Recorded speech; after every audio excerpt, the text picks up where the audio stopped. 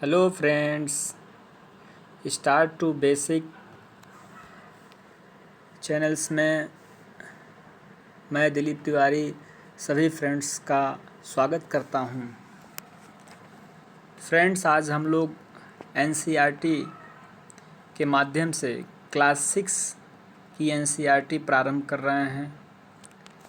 आज हम chapter 1 start कर रहे हैं, जिस चैप्टर का नाम है सौरमंडल में पृथ्वी। जैसा कि आप लोग स्क्रीन पे देख रहे हैं, सौरमंडल में जो ग्रहों की स्थिति दिखाई दे रही है आप लोगों को, जिसमें 8 ग्रह दिख रहे हैं आपको, जैसे बुध, शुक्र, पृथ्वी, मंगल, बृहस्पति, शनि, यूरेनस, नेपच्यून, प्लेटो, ये 8 ग्रहों की स्थिति आप देख रहे हैं। तो मित्रों, आप लोगों से कहना चाहूँगा कि क्लास 6 की ये एनसीईआरटी है, तो इसको क्लास 6 का जो बच्चे के अंदर जो मस्तिष्क में जिस तरह की विकास होता है, जो समझ होती है, उसी दृष्टिकोण से हम लोग स्टार्ट करेंगे। अब ये नहीं कि आप अगर किसी हाई लेवल परीक्षा की तैयारी कर रहे हैं या एसएससी कर रहे हैं, यूपीएससी की तैयारी कर रहे हैं, टीजीटी पीजीटी कर रहे हैं तैयारी, तो उस दृष्टिकोण से इसको पढ़ेंगे तो फिर ये दिमाग से स्किप कर जाएगा। तो आइए बिना लेट किए स्टार्ट करते हैं चैप्टर को। हालांकि एनसीईआरटी कोई चैप्टर स्टार्ट करने से पहले एक भूमिका देता है या किसी कहानी के माध्यम से जो है चैप्टर को स्टार्ट करता है। तो इसमें स्टार्ट करते हैं हम लोग। सूर्यास्त के बाद आकाश को देखना कितना अच्छा लगता है। आसमान में पहले 1 या 2 चमकते बिंदु ही दिखते हैं, लेकिन बाद में इनकी संख्या बढ़ती जाती है। आप उनकी गणना नहीं कर सकते। संपूर्ण आकाश छोटी छोटी चमकदार वस्तुओं से भर जाता है, जिनमें से कुछ चमकीले होते हैं और कुछ धुंधले। ऐसा प्रतीत होता है मानो आकाश में हीरे जड़े हों। इनमें से कुछ टिमटिमाते प्रतीत होते हैं, लेकिन अगर आप इनको ध्यान में देखेंगे तो आप पाएंगे कि इनमें से कुछ की टिमटिमाहट अन्य से अलग है। ये बिना किसी टिमटिमा के चंद्रमा के समान चमकते हैं। अब नीचे कह रहा है फ्रेंड्स कि आओ कुछ करके सीखते हैं, जिसमें ये बताना चाह रहा है कि आप एक कागज़ लें और कागज़ को जो है छोटे छोटे जो है छिद्र कर लें कागज़ को, और एक टार्च पर रख करके अंधेरे कमरे में उस टार्च को जलाएंगे तो जो छिद्र हैं उसके माध्यम से ही प्रकाश बाहर आएगा और दीवार पे पड़ेगा, जो एक तरह से छोटे छोटे जो टिमटिमाते आकाश में तारे हैं उस तरह से दिखता है। और जैसे ही हम कमरे की रोशनी जलाते हैं, वो जो है जो प्रकाश है वो गायब हो जाता है। सेम उसी तरह से जिस तरह से सूर्योदय होता है तो प्रकाश जो है तारों का समाप्त हो जाता है। तो एक उदाहरण के तौर पे एनसीईआरटी है आपको समझा रही है। कह रहा है इन चमकीली वस्तुओं के साथ आप लगभग प्रतिदिन चंद्रमा को भी देखते हैं। यह अलग अलग समय पर अलग अलग आकार तथा अलग अलग स्थितियों में दिखाई पड़ता है। आप पूर्ण चंद्र को लगभग 1 महीने में एक बार देख सकते हैं। यह पूर्ण चंद्रमा वाली रात या पूर्णिमा होती है। 15 दिन के बाद आप इसे नहीं देख सकते। यह नए चंद्रमा की रात्रि या अमावस्या होती है। ऐसी रात में अगर आसमान साफ है तो आप आसमान का अवलोकन अच्छी तरह से कर सकते हैं। दोस्तों, कह रहा है कि क्या आपको इस बात पर आश्चर्य नहीं होता कि हम दिन के समय चंद्रमा एवं उन सभी छोटी चमकीली वस्तुओं को क्यों नहीं देख पाते? ऐसा इसलिए क्योंकि सूर्य के अत्यधिक तेज प्रकाश के कारण रात के समय चमकने वाली वस्तुओं को हम दिन में नहीं देख पाते हैं। अभी ऊपर जैसा उसने आपको एक टार्च के माध्यम से बताया, सेम वही चीज़ यहाँ समझाने की कोशिश कर रहा है। सूर्य, चंद्रमा तथा वे सभी वस्तुएं जो रात के समय आसमान में चमकती हैं, खगोलीय पिंड कहलाती हैं। देखिए मित्रों, एनसीईआरटी में ही सारी बातों को आप अच्छे तरीके से समझ सकते हैं। देखिए, इसने यहाँ पे कहा कि सूर्य, चंद्रमा तथा वे सभी जो रात के समय आसमान में चमकती हैं, खगोलीय पिंड कहलाती हैं। मतलब सूर्य, चंद्रमा तथा वे सभी वस्तुएं जो रात के समय आसमान में चमकती हैं, क्या कहलाती हैं? खगोलीय पिंड। तो अभी परीक्षा में ये प्रश्न जो है संभवतः आ जाता है कभी कभार कि खगोलीय पिंड किसे कहते हैं। तो इस चीज़ को आप ध्यान रखिए, बहुत ही इम्पोर्टेंट चीज़ है। इसीलिए कहते हैं एनसीईआरटी आप पढ़िए हमेशा। एनसीईआरटी बहुत ही अच्छी बुक है जो बेसिक चीज़ें बताती है। नीचे है कुछ खगोलीय पिंड बड़े आकार वाले तथा गर्म होते हैं। ये गैसों से बने होते हैं। इनके पास अपनी ऊष्मा तथा प्रकाश होता है, जिसे बहुत बड़ी मात्रा में उत्सर्जित करते हैं, इन खगोलीय पिंडों को तारा कहते हैं। सूर्य भी एक तारा है। देखिए दूसरा टॉपिक जो इसने दिया, आपसे पूछ लेगा तारा किसे कहते हैं, तो फिर आप इधर उधर दिमाग लगाने लगेंगे क्या है तारा।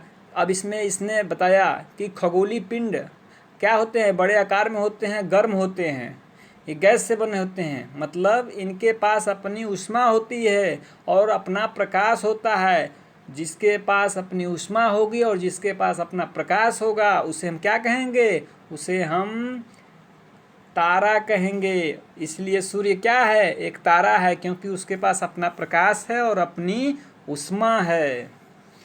नीचे दे रहा है फ्रेंड्स, रात के समय चमकते हुए अनगिनत तारे सूर्य के समान ही हैं, लेकिन हमसे बहुत अधिक दूर होने के कारण हम उनकी ऊष्मा या प्रकाश को महसूस नहीं करते हैं तथा ये अत्यंत छोटे दिखाई पड़ते हैं। नीचे एक बच्ची का चित्र बना हुआ है जिसका जो है मुख जो है उत्तर दिशा की तरफ है, और ये जो है मैं छोटा थोड़ा सा करके आप लोगों को दिखाना प्रयास कर रहा हूँ क्या दिखा रहा है। ये जो है ध्रुव तारे को इंगित कर रहा है, ध्रुव तारे। तो आप लोग ये जो देख रहे हैं यहाँ पे ये जो तारे बने हुए हैं जिनको संकेतक तारे कहते हैं, जो क्वेश्चन मार्क की तरह से बने होते हैं, इनकी संख्या 7 होती हैं, इनको सप्तर्षि भी कहते हैं। और ये जो 2 तारे हैं इन्हीं के सीध से देखते हुए जिस उत्तर दिशा में एक चमकीला तारा दिखाई देता है उसे हम ध्रुव तारा कहते हैं, जो यहाँ पे दिख रहे हैं आप, ये ध्रुव तारा है। सप्तर्षि नीचे हम लोग पढ़ेंगे इसके बारे में, आइए देखते हैं। सप्तर्षि जो तारा है, सप्तर्षि मंडल भी इसे कहते हैं। सप्तर्षि, सबसे पहले आप लोगों ने टालमी का नाम सुना होगा।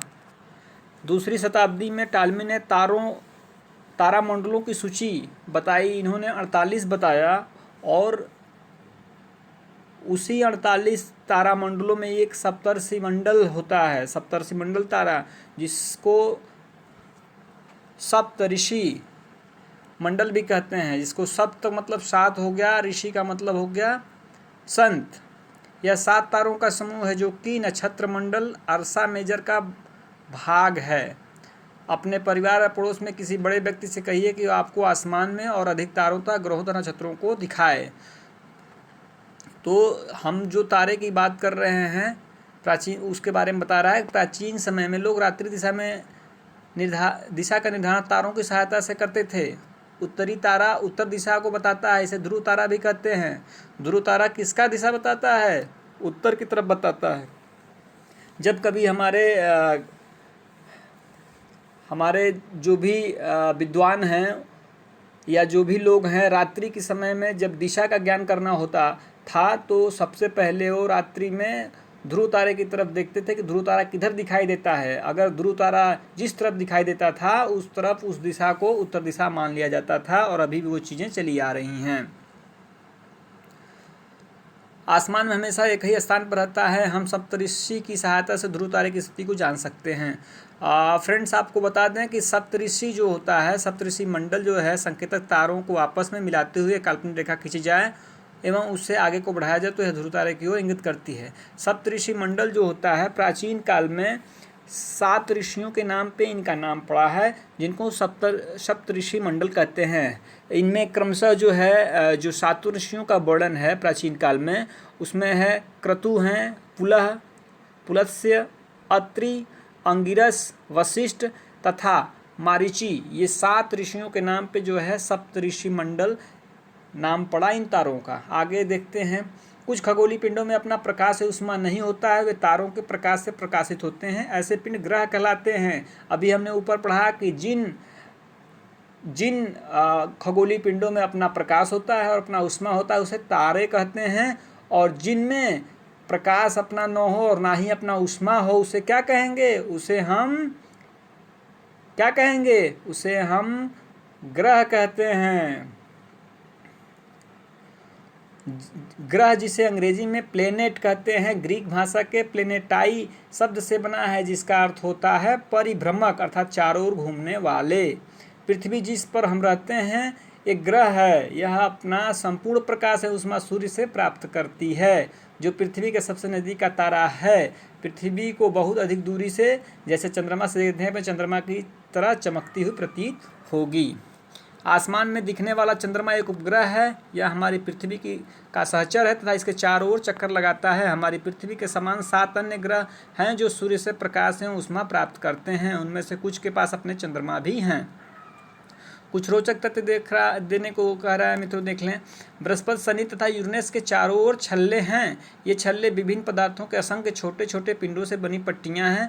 पृथ्वी से इन छल्लों को शक्तिशाली दूरबीन की सहायता से देखा जा सकता है। देखिए एक इम्पॉर्टेंट यहाँ भी दे दिया कि बृहस्पति, शनि तथा यूरेनस, ये जो 3 ग्रह हैं, इनके चारों तरफ क्या हैं? छल्ले हैं। ध्यान रखिए, ये इम्पॉर्टेंट टॉपिक है। बहुत लोग केवल शनि को ही जानते हैं, नोट करने वाली चीज़ें हैं। और नीचे जो है ये सौरमंडल में ग्रहों की स्थिति को दिखा रहा है, कौन ग्रह कहाँ पे है। एक बार देख लेते हैं इसको, सबके बारे में जान लेते हैं कौन क्या है।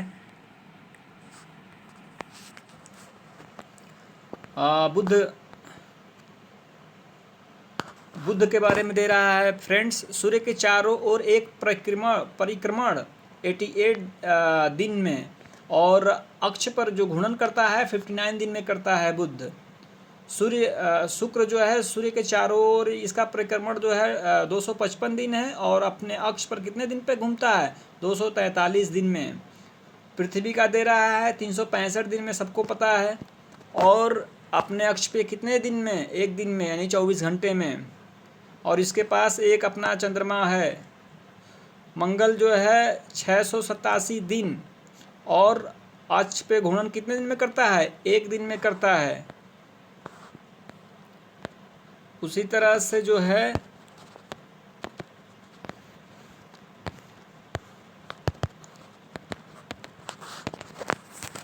थोड़ा सा दूसरे ग्रहों को देख लेते हैं। हाँ, दे रहा है फ्रेंड्स, आंतरिक ग्रह सूर्य के बहुत नज़दीक हैं, ये चट्टानों से बने हैं। और बाह्य ग्रह क्या है? सूर्य से बहुत दूर हैं तथा बहुत बड़े आकार के हैं। और वे कैसे बने हैं? गैस और तरल पदार्थों से बने। देखिए एक अच्छा टॉपिक और एक अच्छा जानकारी यहाँ पे एनसीईआरटी दे रही है हमको। कह रहा है कि सूर्य से जो ग्रह हैं, जो हल्के ग्रह हैं, वो कहाँ पे हैं? सूर्य से दूर हैं। और जो ग्रह क्या होते हैं? भारी तत्वों से बने होते हैं, वह सूर्य के नज़दीक होते हैं। अब सूर्य से नज़दीक में जो है क्रम में देखें तो क्या है? बुध है, शुक्र है, पृथ्वी है। मतलब ये जितने नज़दीक जो ग्रह हैं ये कैसे तत्वों से बने हैं? भारी तत्वों से बने हैं। और जो दूर हैं वो कैसे बने हैं? वो हल्के तत्वों, गैसीय और तरल पदार्थों से बने हैं। और पृथ्वी से जितने दूरी पे जा रहे हैं हम, तो देखने को मिल रहा है कि जितने दूर हो रहे हैं तारों का आकार क्या है? वो बड़ा होता जाता है। मतलब जो चीज़ हल्की होगी वो बड़ी हो जाएगी और जो भारी तत्वों से बना है उनके आकार छोटे हैं।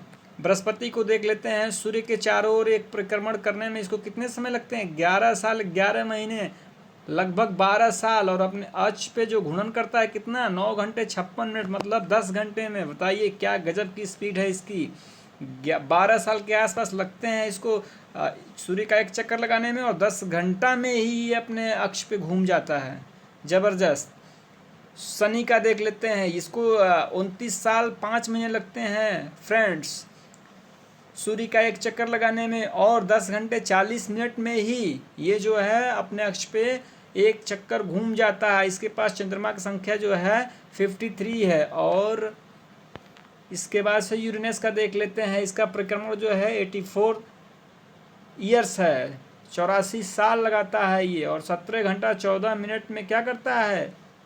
अपने अक्ष पे घूम जाता है। इसके पास जो चंद्रमा की संख्या है 27 है। नेपच्यून जो है यह 164 साल लग जाते हैं इसको सूर्य के चक्कर लगाने में, और घूर्णन जो कर लेता है अपने कक्ष पे 16 घंटे 7 मिनट। इसके पास चंद्रमा की संख्या कितनी है? 13 है। तो ये तो था ग्रहों के बारे में।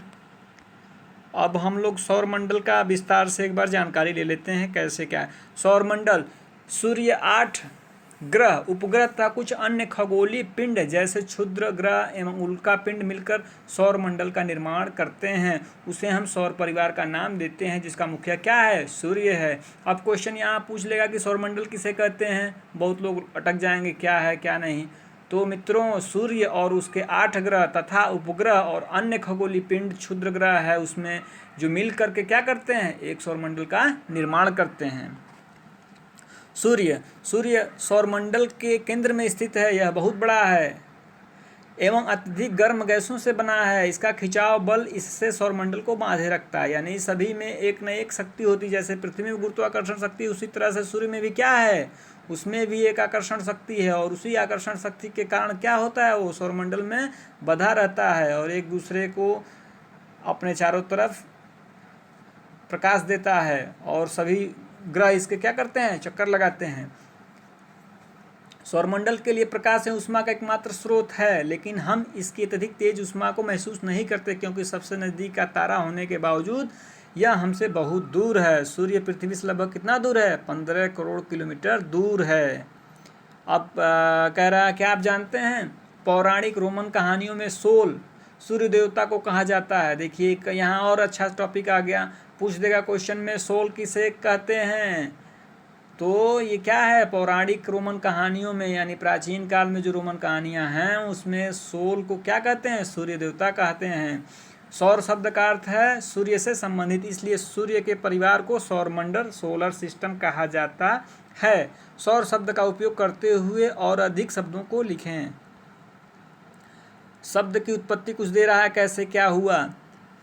ऐसे बहुत से शब्द जिनका उपयोग हम एक भाषा में करते हैं, अक्सर वे दूसरी भाषाओं के लिए गए शब्द हो सकते हैं। उदाहरण के लिए ज्योग्राफी एक अंग्रेजी शब्द है, या ग्रीक भाषा से लिया गया शब्द है, जिसका अर्थ क्या है? पृथ्वी का विवरण।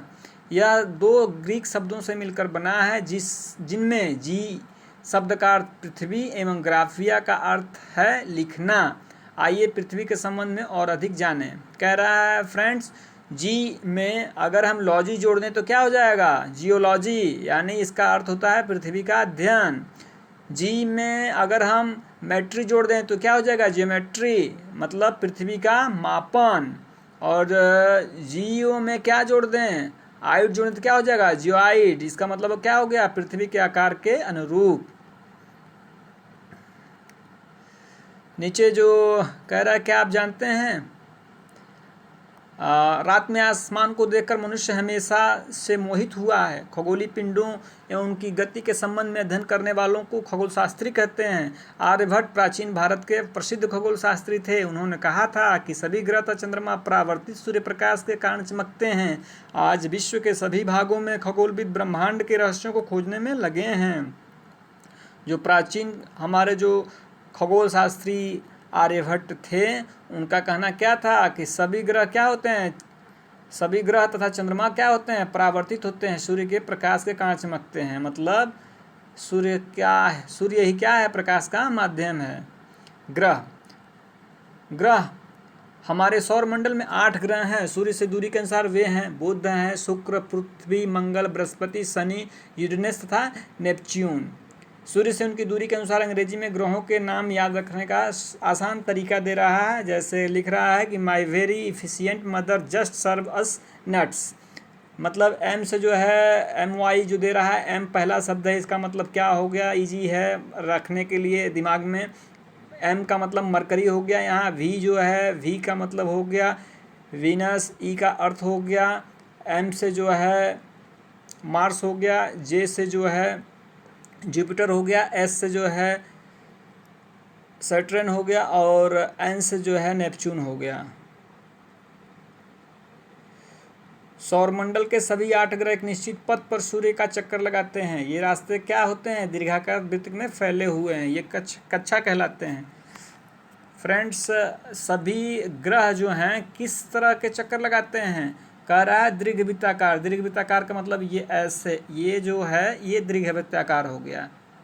तो इस तरह का चक्कर लगाते हैं इसको दीर्घवृत्ताकार। जैसे ये आपका वृत्त हो गया और ये जो हो गया दीर्घवृत्ताकार हो गया। बुध सूर्य के सबसे नज़दीक है। अपनी कक्षा में सूर्य के चारों ओर एक चक्कर लगाने में इसे केवल 88 दिन लगते हैं। शुक्र को पृथ्वी का क्या कहते हैं? जुड़वा ग्रह माना जाता है। ये भी एग्जाम में काफ़ी बार छोटे से लेकर बड़े एग्जामों में पूछा गया है कि शुक्र किसको जुड़वा ग्रह कहा माना गया है, या पृथ्वी का वाहन कहा गया है, या जो है चमकता तारा कहा गया है, वो भोर का तारा कहा गया है, पृथ्वी की वाहन कहा गया। तो कौन है? शुक्र है। इसका आकार एवं आकृति लगभग पृथ्वी के ही समान है। अभी तक प्लेटो भी एक ग्रह माना जाता था, परंतु अंतर्राष्ट्रीय खगोलीय संगठन ने अपनी बैठक, प्लेटो जो है एक ग्रह माना जाता था, लेकिन 2006 में जो है प्राग जिनेवा में जो है खगोलीय पिंड का जो सम्मेलन हुआ अंतर्राष्ट्रीय खगोलीय संगठन, उसमें जो है इसको ग्रह की मान्यता से निकाल करके किस ग्रह में डाल दिया गया? बौने ग्रह में डाल दिया गया, क्योंकि यह जो है दूसरे ग्रहों की जो कक्षा होती है उसमें प्रवेश कर जा रहा था, इसलिए उसको वहाँ से हटा दिया गया और इसको बौने ग्रहों में डाल दिया गया। अभी जो है बौनों ग्रहों में जो पिंड हैं, जैसे 2003 है, UB 313 है, सिरस है, ये सभी क्या हैं? बौने ग्रह कहे जा रहे हैं। प्लेटो भी इसके अंतर्गत आ गया है 2006 से। पृथ्वी के बारे में पढ़ लेते हैं। सूर्य से दूरी के हिसाब से पृथ्वी तीसरा ग्रह है। आकार में यह 5वां सबसे बड़ा ग्रह है। यह ध्रुवों के पास थोड़ी चपटी है। यही कारण है कि इसके आकार को भूआव कहा जाता है। भूआव का अर्थ होता है पृथ्वी के समान आकार। पृथ्वी फ्रेंड्स जैसे ये बता रहा है कि भूआव का मतलब हो गया कि जैसे ये हो गया आपका गोल, ये वृत्त हो गया, लेकिन अगर ये थोड़ी सी यहाँ पे और यहाँ से इसको काट दिया जाए तो ये कुछ इस तरह का आकार बनता है। तो ये ऊपर और नीचे थोड़ी सी चपटी जब हो जाएगी तो इसको क्या बोलेंगे? इसको भूआव बोलेंगे। मतलब पूरी तरह से गोल ना हो, ऊपर का ध्रुव और नीचे का जो ध्रुव है, उत्तरी ध्रुव और दक्षिणी ध्रुव क्या है? थोड़ा सा चपटा है। जीवन के अनुकूल परिस्थिति संभवतः केवल पृथ्वी पर ही पाई जाती है। पृथ्वी न तो अधिक गर्म है और न ही अधिक ठंडी है। यहाँ पानी एवं वायु उपस्थित है जो हमारे जीवन के लिए आवश्यक है। वायु में जीवन के लिए आवश्यक गैसें जैसे ऑक्सीजन मौजूद हैं। इन्हीं कारणों से पृथ्वी सौरमंडल का सबसे अद्भुत ग्रह है। अंतरिक्ष से देखने पृथ्वी किस रंग की दिखाई देती है? नीले रंग की दिखाई पड़ती है, क्योंकि इसकी 2/3 सतह पे क्या है? पानी है। इसीलिए इसको क्या कहते हैं? नीला ग्रह कहा जाता है। कह रहा है क्या आप जानते हैं प्रकाश की गति कितनी होती है? 3 लाख किलोमीटर प्रति सेकेंड। इस गति के बावजूद सूर्य के प्रकाश को पृथ्वी तक पहुंचने में कितना समय लग जाता है? 8 मिनट लग जाता है। सूर्य पृथ्वी से कितना किलोमीटर दूर है? 15 करोड़ किलोमीटर दूर है। 15 करोड़ किलोमीटर दूर को तय करने में 8 मिनट लगते हैं। चंद्रमा के बारे में पढ़ लेते हैं। हमारी पृथ्वी के पास केवल एक उपग्रह है जिसका नाम क्या है? चंद्रमा। इसका व्यास पृथ्वी के व्यास का केवल क्या है? 1/4 है। यह इतना बड़ा इसलिए प्रतीत होता है क्योंकि यह हमारे ग्रह से अन्य खगोलीय पिंडों की अपेक्षा क्या है? नज़दीक है। यह हमसे लगभग 3,84,400 किलोमीटर दूर है। अब आप पृथ्वी से सूर्य और चंद्रमा की दूरियों की तुलना कर सकते हैं। चंद्रमा पृथ्वी का एक चक्कर लगभग कितने दिन लगाता है? 27 दिन में। और इतने ही दिन में क्या करता है? अपने अक्ष पे एक चक्कर घूमता है, जिसके परिणाम स्वरूप क्या होता है? चंद्रमा का केवल एक ही भाग दिखाई पड़ता है। जैसे मित्रों ये अपनी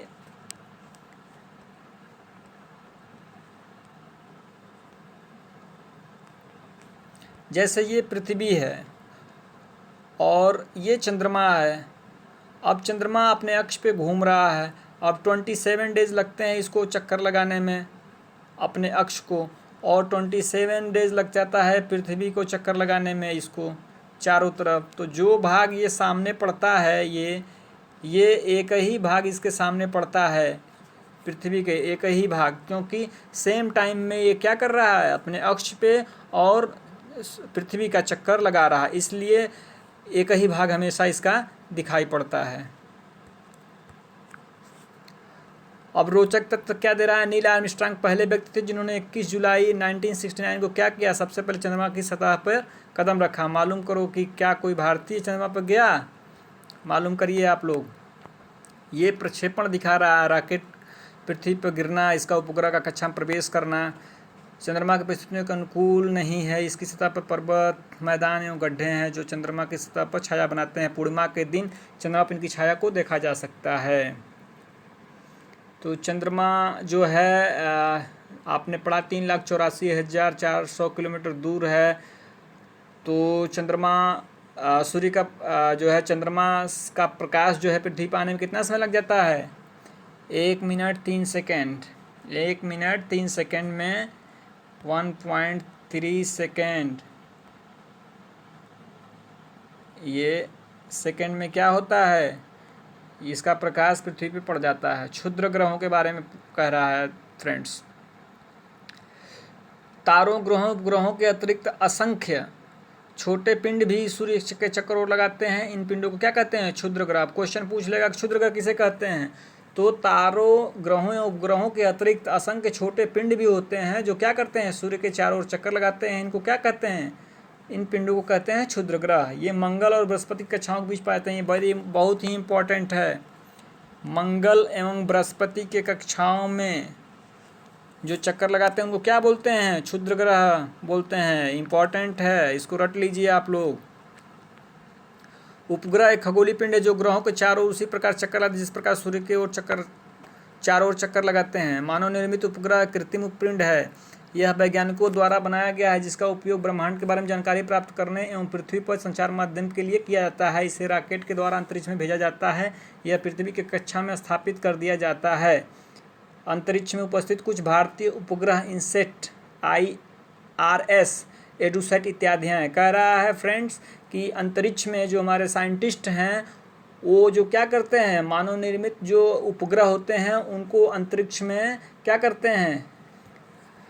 आप लोगों ने कई बार सुना होगा कि आंध्र प्रदेश में जो श्रीहरिकोटा है वहाँ पे है सतीश धवन स्पेस सेंटर। जैसे आप लोगों को मैं बता दूं, जैसे ये भारत है तो यहाँ पे क्या है? ये आंध्र प्रदेश है और यहीं पे जो है सतीश धवन स्पेस है। यहीं से जो है रॉकेट जो है स्पेस में छोड़े जाते हैं।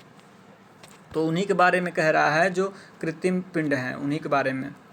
उल्का पिंड, सूर्य के चारों ओर चक्कर लगाने वाले पत्थरों के छोटे छोटे टुकड़ों को क्या कहते हैं? उल्का पिंड कहते हैं। ये भी ध्यान देने वाली चीज़ है। उल्का पिंड पूछ देगा, बहुत लोग घूमने लगेंगे क्या होता है उल्का पिंड। तो ये क्या होते हैं? सूर्य के चारों ओर चक्कर लगाने वाले पत्थर होते हैं छोटे छोटे। कभी कभी ये उल्का पिंड पृथ्वी के इतने नज़दीक आ जाते हैं कि इनकी प्रवृत्ति पृथ्वी पर गिरने की होती है। इसी प्रक्रिया के दौरान वायु के साथ घर्षण होने के कारण ये गर्म होकर जल जाते हैं। फलस्वरूप चमकदार प्रकाश उत्पन्न होता है। कभी कभी कोई उल्का पूरी तरह जले बिना पृथ्वी पर गिरती है जिससे धरातल पर गड्ढे बन जाते हैं। आप लोग अक्सर रात में देखते होंगे कि कोई एक जिसको तारा टूटने की बात कहते हैं उसी को उल्का पिंड कहते हैं। ये उल्का पिंड जब आकाश से टूट के गिरते हैं तो वायु से घर्षण के कारण इसमें जो है प्रकाश उत्पन्न होता है। जो छोटे होते वो तो जल जाते हैं, जो बड़े होते हैं वो कभी कभी पृथ्वी पर आ जाते हैं जिससे गड्ढे भी बन जाते हैं। क्या आपने तारों वाले खुले आकाश में, वही कह रहा है, लाखों तारों का एक समूह। यह लाखों तारों का समूह है। यह पट्टी आकाशगंगा है। हमारा सौरमंडल से आकाशगंगा का एक भाग है। प्राचीन भारत में इसकी कल्पना आकाश में प्रकाश की एक बहती नदी से की गई है। इस प्रकार नाम आकाशगंगा पड़ा। अब हमारी जो एक आकाश में आप लोग देखे होंगे छोटे छोटे तारों का समूह पाया जाता है। तो प्राचीन काल में वह जो समूह सफ़ेद छोटे छोटे तारों को दिखता था जिससे लगता था कि नदी बह रही है, इसलिए उसको नाम क्या पड़ गया? आकाशगंगा। आकाशगंगा को क्या कहते हैं? मिल्की वे कहते हैं। भारत में इसकी कल्पना आकाशगंगा में प्रकाश की एक बहती नदी से की गई थी। इस प्रकार इसका नाम आकाशगंगा पड़ा था। आकाशगंगा करोड़ों तारों और बादलों तथा गैसों की एक प्रणाली है। इस प्रकार के लाखों आकाशगंगाएं मिलकर क्या करती हैं? ब्रह्मांड का निर्माण करती हैं। ब्रह्मांड की विशालता की कल्पना करना अत्यधिक कठिन है। वैज्ञानिक अभी भी इसके बारे में अधिक से अधिक जानकारी एकत्र करने में जुटे हैं। इसके आकार के संबंध में कोई जानकारी नहीं है, लेकिन फिर भी हम जानते हैं कि हम सभी इसी ब्रह्मांड का क्या हैं? हिस्सा हैं। यहाँ एक मैप में दिखा रहा है मित्रों, पहले क्या हुआ? ब्रह्मांड। ब्रह्मांड में क्या है? आकाशगंगा है। आकाशगंगा में क्या है? सौरमंडल है। और सौरमंडल हमारी पृथ्वी है उसी सौरमंडल में। इस तरह से चैप्टर मित्रों ये समाप्त हुआ। नीचे कुछ जो है प्रश्न दिए हैं, देख लेते हैं संक्षेप में इसको भी। कह रहा है ग्रह और तारे में क्या अंतर है? आप लोगों ने पढ़ा है। कि ग्रह उसे कहते हैं जिसमें न प्रकाश होता है न ऊष्मा होता है, और तारे उसे कहते हैं जिसमें प्रकाश होता है और अपनी ऊष्मा होती है उसकी। सौरमंडल से आप क्या समझते हैं, कह रहा है, तो सौरमंडल से क्या समझते हैं, जिसमें सभी जो है ग्रह उपग्रह कुछ अन्य खगोलीय पिंड जैसे क्षुद्र ग्रह है, उल्का पिंड है, मिलकर सौरमंडल का निर्माण करते हैं, उसको सौरमंडल कहते हैं। सूर्य से उनकी दूरी के अनुसार सभी ग्रहों के नाम लिखिए। आप लिख दीजिए सूर्य के अनुसार दूरी से, बुध है पहले, फिर शुक्र है, पृथ्वी है, मंगल है, बृहस्पति है, शनि है, अरुण है, वरुण है। पृथ्वी को अद्भुत ग्रह क्यों कहा जाता है, तो हमारे यहाँ जीवन के लिए सभी आवश्यक दशाएं यहाँ पाई जाती हैं। जैसे न अधिक गर्म होती है, न अधिक ठंड होती है, न आवश्यक गैसें हैं जैसे ऑक्सीजन है, इसलिए सौरमंडल इसे अद्भुत ग्रह कहते हैं। हम हमेशा चंद्रमा के कई भाग को क्यों देखते हैं, आपने ऊपर पढ़ा है। हाँ, चंद्रमा जो है अपना जो है 27 दिन में क्या करता है, पृथ्वी का एक चक्कर लगाता है और 27 दिन में ही अपने अक्ष पे घूमता है। सेम कंडीशन एक ही टाइमिंग में होती, इसलिए एक भाग हमेशा दिखाई देता है। ब्रह्मांड क्या है, लाखों आकाश गंगाएं मिलकर क्या करती हैं, ब्रह्मांड का निर्माण करती हैं, यानी करोड़ों तारों बादलों गैसों का एक क्या है, एक प्रणाली है। उसके बाद से सही उत्तर चिन्हित कर दीजिए, बता दीजिए आप लोग क्या कह रहा है। कह रहा है कि ग्रह, किस ग्रह को पृथ्वी का जुड़वा ग्रह के नाम से जाना जाता है, तो आपने पढ़ा है शुक्र है। सूर्य से तीसरा सबसे नज़दीक ग्रह कौन सा है, पृथ्वी आ जाएगी। बुध जो है सबसे नज़दीक होगा, उसके बाद शुक्र है, उसके बाद पृथ्वी आ जाएगी। सभी ग्रहों के चारों ओर किस प्रकार के पथ पर चक्कर लगाते हैं, आपने ऊपर पढ़ा है, दीर्घवृत्ताकार होता है। ध्रुव तारे से किस दिशा का ज्ञान होता है, बता दीजिए। उत्तर दिशा का ज्ञान होता है। क्षुद्र ग्रह किन कक्षाओं के बीच पाए जाते हैं, मंगल और बृहस्पति के बीच पाए जाते हैं क्षुद्र ग्रह।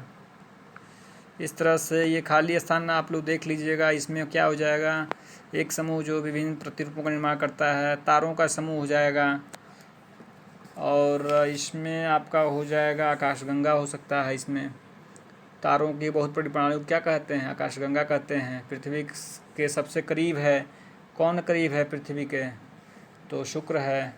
सूर्य से तीसरा सबसे नज़दीक ग्रह कौन सा है, पृथ्वी है। ग्रहों के पास क्या होती है, ना अपनी ऊष्मा होती है, ना अपना प्रकाश होता है।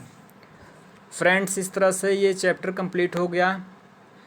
NCERT का क्लास 6 का ये लेसन 1 था। तो इस तरह से चैप्टर कंप्लीट हो गया। आशा है कि आप लोगों को अच्छा लगा होगा जो भी तरीका है। अगर कुछ सुझाव है वो आपको फ्रेंड्स, तो आप लोग कमेंट्स में ज़रूर करें, जिससे हम और अच्छे तरीके से पढ़ाने का बताने का प्रयास करेंगे। और देखिए ये NCERT की है, और कितनी छोटी क्लासों में जो है कितनी सारी बातें हम लोग जान गए। आइए एक बार रिकॉल कर लेते हैं क्या क्या हमने पढ़ा। तो हमने पढ़ा इसमें सौरमंडल, सूर्य, ग्रहों के बारे में, पृथ्वी, चंद्रमा, क्षुद्र ग्रह, उल्का पिंड, खगोलीय पिंड, नक्षत्र मंडल और आकाश गंगा। अब इतनी छोटी कक्षा में क्लास 6 के लेसन 1 में, एक लेसन में हमने इतने सारे पॉइंट्स को जान लिया। तो छोटी छोटी मगर कहते हैं मोटी बातें, तो ये सब चीज़ें NCERT से मिल रहा है। इसलिए मित्रों, अगर वीडियो अच्छा लगे तो ज़रूरतमंदों को इसको शेयर करें। स्टार्ट टू बेसिक चैनल है, इसको सब्सक्राइब करें, लाइक करें, कमेंट्स करें। इसी के साथ मैं अगले वीडियो में आप लोगों से मिलूँगा। तब तक के लिए नमस्कार, धन्यवाद।